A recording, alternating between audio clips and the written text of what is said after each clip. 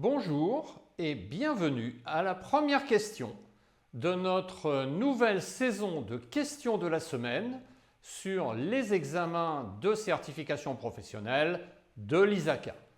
Nous allons démarrer cette série par une question qui aujourd'hui portera sur le CISA. Cette semaine, je vais vous interroger sur le domaine 1 du CISA et plus particulièrement sur l'utilisation des pistes d'audit ou des fichiers de log. Bien sûr, comme d'habitude, je vais vous expliquer comment je raisonne pour trouver la bonne réponse et voyons donc sans plus attendre de quoi il s'agit.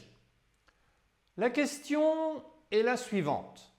Un auditeur des systèmes d'information note que les tentatives de connexion infructueuses à un système financier principal sont automatiquement enregistrés et que les fichiers de log sont conservés pendant 1 an par l'entreprise.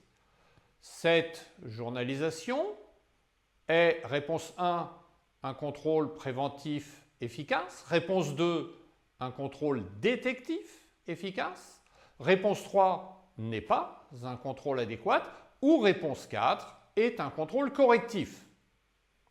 J'ai l'impression que vous hésitez. Alors, prenons un instant pour réfléchir davantage sur cette question.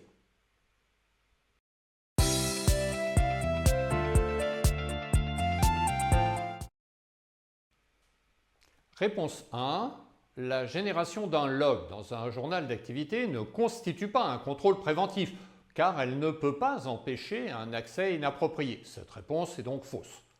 Réponse 2. La génération d'un log dans un journal d'activité ne constitue pas non plus un contrôle détectif, car elle n'aide pas à détecter un accès inapproprié, à moins qu'elle ne soit examinée en temps réel par le personnel approprié, ce qui n'est pas indiqué dans la question. Cette réponse est donc fausse également.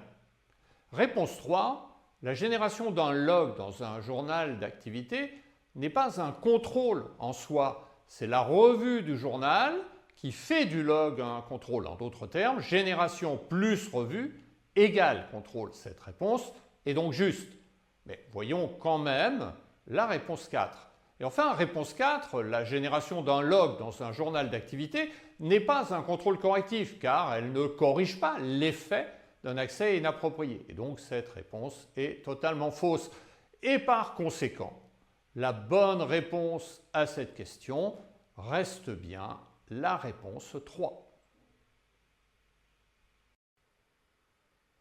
Si vous avez trouvé cette vidéo utile, n'hésitez pas à cliquer sur le bouton like et à nous laisser un commentaire. Vous pouvez aussi vous abonner à notre chaîne pour plus de contenu sur la gouvernance, la gestion des risques et la sécurité de l'information. N'hésitez pas également à visiter notre site web www.dta4pro.fr sur lequel nous vous proposons de nombreuses ressources complémentaires pour préparer à votre rythme et réussir votre examen de certification professionnelle dès votre première tentative. Pour ma part, je vous remercie d'avoir regardé cette vidéo et je vous donne rendez-vous mardi prochain pour une nouvelle question de la semaine. D'ici là, passez une bonne semaine et à très bientôt.